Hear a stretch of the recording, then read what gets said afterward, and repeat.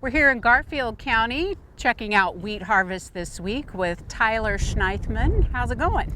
It's going pretty good. We're kind of nearing the 50% mark, so kind of at the point where just trying to kind of keep everybody together and keep the charisma high and keep momentum going. So we've been very pleased with this wheat crop. Yields have been better than what kind of we expected, kind of general consensus in the area. Test weights have been really good, so we've been really tickled from that standpoint. Let's talk about this growing season a little bit and kind of how it started in the fall and carry me through the winter and early spring and then where we are now. Right, well, we had a really good winter. A lot of winter moisture, had our hopes, expectations really high for this crop, a lot more so than the last couple of years. But then we kind of got to that March, April time frame and started to get really dry, even to the point that, a lot of people kind of almost got to the point to pretty much write this crop off. Didn't have a lot of expectations for it. Caught some late rains. Filling weather was tremendous, about as ideal as it could be. Test weights have just been off the charts this year.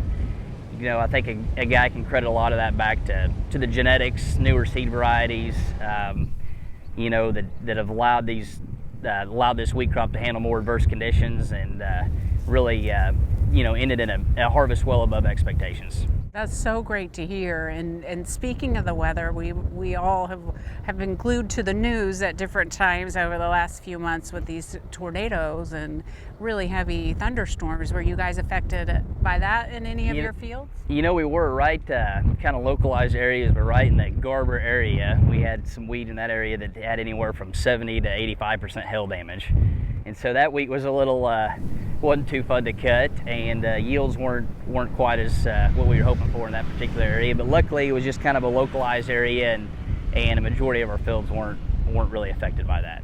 You plant a lot of varieties, some of which are OSU. How are those in particular performing this year? You know, so far from what we've cut, we've been just ecstatic about Showdown. It's been our best wheat by at least 10 bushel up to this point. Just an exceptional variety with a ton of top end yield potential. Test weights have been good. We're fixing to cut Double Stop. Got high hopes for it. We still have okay corral to cut.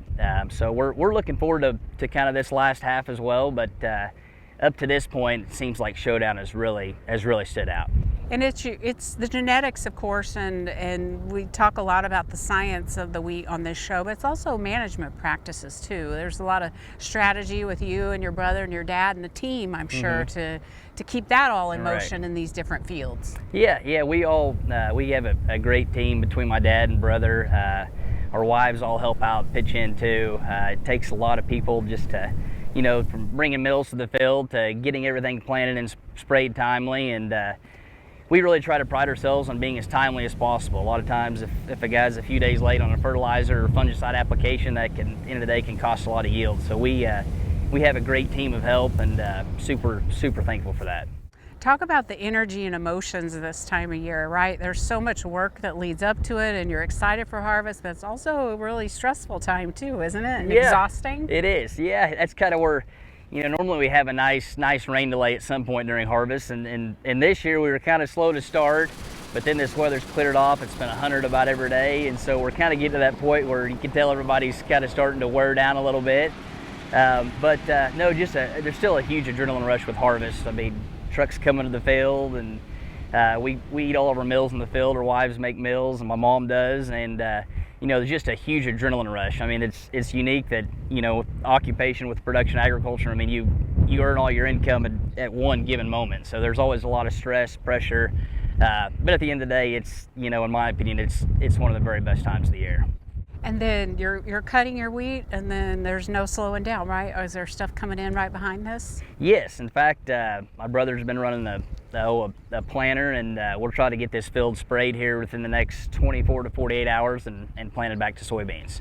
So our rotation's kind of set up where we're wheat, double crop, soybean, and corn rotation. So we really like that. We feel like that's helped our wheat yield some, and then also for growing seed production, we're always having clean ground to plant this foundation or registered seed on. This is your family farm for how many generations now? So I'm the fifth generation, brother and I. Okay, so tell me about growing up here and then maybe the prospect of passing it on to this next group of kids that are going to be growing up here. We've just been, my brother and I have been very thankful and grateful for the opportunity. You know, anytime we think we face an adversity or a tough day, we think about, you know, our grandpa and great-grandpa and great-great-grandpa that were driving combines without cabs, and, you know, it just the kind of conditions that they endured, and, you know, makes us extremely grateful. And my brother and I, we both have some children that, you know, hopefully one day our goal would be that, you know, they try to carry on the same passion and pride that we do if they choose to do so. Great. Well, thanks for having us out. We wish you and the family the best as you wrap up harvest this year. You bet. Well, thank you for coming.